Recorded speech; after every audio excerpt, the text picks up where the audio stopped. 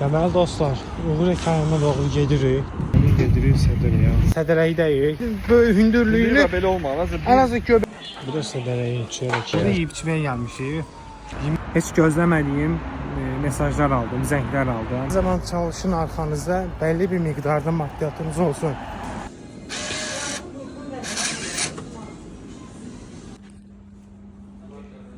Gəlmişim malzemeleri götürməyə. Avadanlıqlar, aparatlar belə deyim.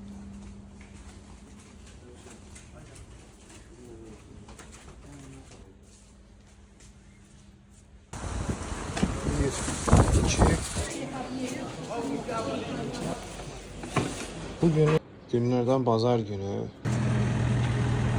gelirik maşın almaya.